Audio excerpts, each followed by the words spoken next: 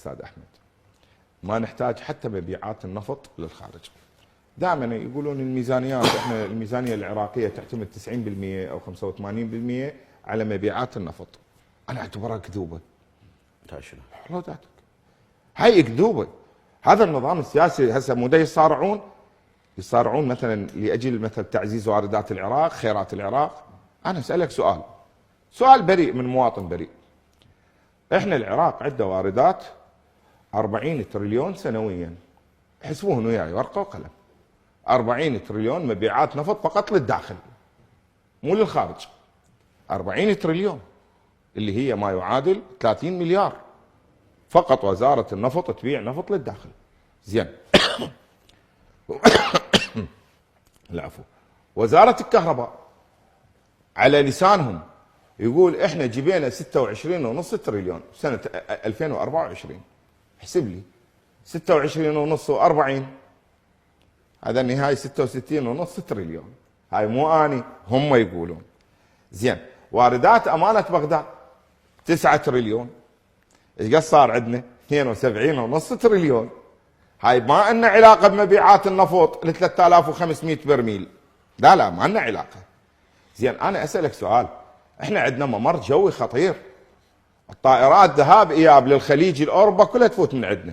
واردات العراق لا تقل عن 2 تريليون دينار سنويا. زين. عندنا واردات العراق بس من المرور نص تريليون سنويا.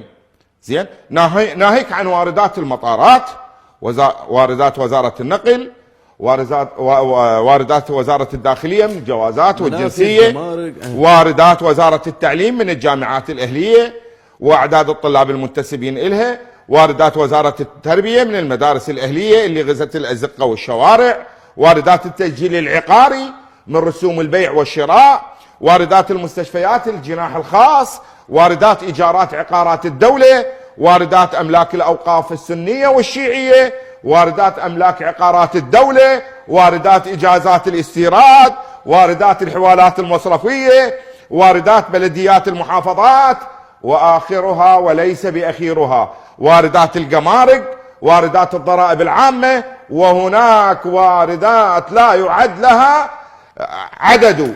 احنا ذني اللي عددتهن ما جبت ارقام، جبت لكم ارقام بس الاولية تقريبا 72 تريليون. زين. هو الميزانية التشغيلية للعراق لاجل انه تعطي الرواتب والمتقاعدين ايش قد نحتاج؟ 80 90. زين. هسه احنا هاي الواردات الغير نفطية اللي عددت لك اياها، اسألك بالله العلي العظيم، العراق ما ينبني كل سنة عراق جديد بس بفلوس 3 ملايين و400 برميل اللي ينباع للخارج؟ زين. انا هسه دني العددتن ما بيهن 100 تريليون. شنو ما بيهن؟ هاي واردات غير. فاكو كذوبة من يقولون انه والله ميزانية العراق تعتمد على 90% من مبيعات النفط. تعال حاسبني على دني وخلي اشوفك شلون انه الواردات الغير نفطية ممكن انه سد رواتب العراقيين. تدري استاذ احمد سنة من السنين وزارة النفط تطلب وزارة الكهرباء، وزارة النفط تطلب وزارة الكهرباء 11 مليار دولار. زين. 11 مليار دولار فقط. هاي طلب واحد لسنة واحدة. انا اسألك سؤال، هذا الصراع السياسي وهاي الصراعات والمكونات والطعن بالمالكي والطعن بالبرزاني راح تنتج لنا حكومة تطلع لنا هاي الواردات؟ تنتج لنا حكومة تعزز اقتصاد البلد؟ هل هناك نظرة اقتصادية لهذا البلد؟ ترى هذا الصراع السياسي ما راح يقدم البلد يا اخوان، هذا دا يرجعنا ويقلل قيمتنا وهيبتنا امام الدول. والدليل على ذلك ابو سوريا قام يتدخل برئاسة وزراء العراق اللي اجى ذاك اليوم وكان مسجل عندنا ارهابي. هاي طامة كبرى. امريكا صارها 20 سنة عمرها ما تدخلت بتأسيس حكومة العراق لولا التفكك اللي موجود، واللي موجودين ما عندهم حرص على الدولة ولا حرص على المواطن، ويشاهدون انه الطبقة السياسية يتصارعون لاجل هتك اموال الدولة. والا انا اسألك سؤال، احزاب سياسية تنفق 2.5 تريليون لاجل الفوز بمقاعد نيابية على شنو؟ هو النائب راتبه 300 مليون مال 4 سنوات، من اجي اضرب ال 300 في 320 ما يوصلون التريليون. شلون انت تصرف 2.5 تريليون على شنو؟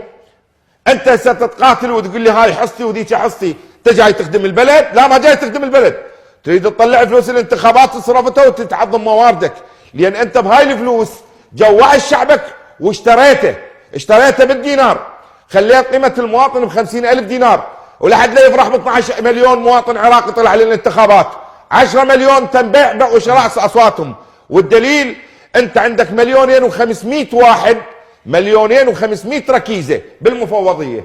ابو الركيزه شي يجيب له استاذ جبار؟ اقل شيء يجيب له 3 من عائلته، مو صاروا 4 في 1,500,000، 10 مليون ذول باعوا اصواتهم، لان الركيزه اخذ 150 او 300,000 ليجي يبيع صوت ابنه واخوه وزوجته.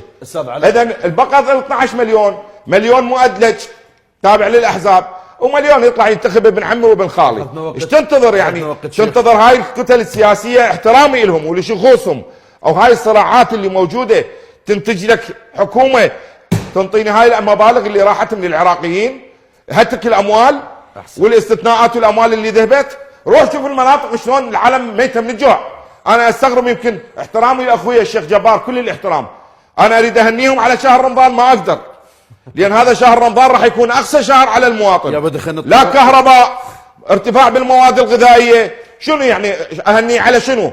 اهنيه على اسخام وجهنه، على فشل الحكومه باداره الاموال السياسيه للعراق، على انه احنا رايحين للاقتراض، اهنيه على التدخل الامريكي بالعراق، اهنيه على هذا الطعن الطعن اللي لا اخلاقي بالاعلام وقللوا قيمتنا امام دول العالم. حتى احنا كمحللين سياسيين كاقتصاديين والله نطلع نستحي من العري، نستحي من العري السياسي اللي احنا نشوفه، عيب عليهم خليه يستحي.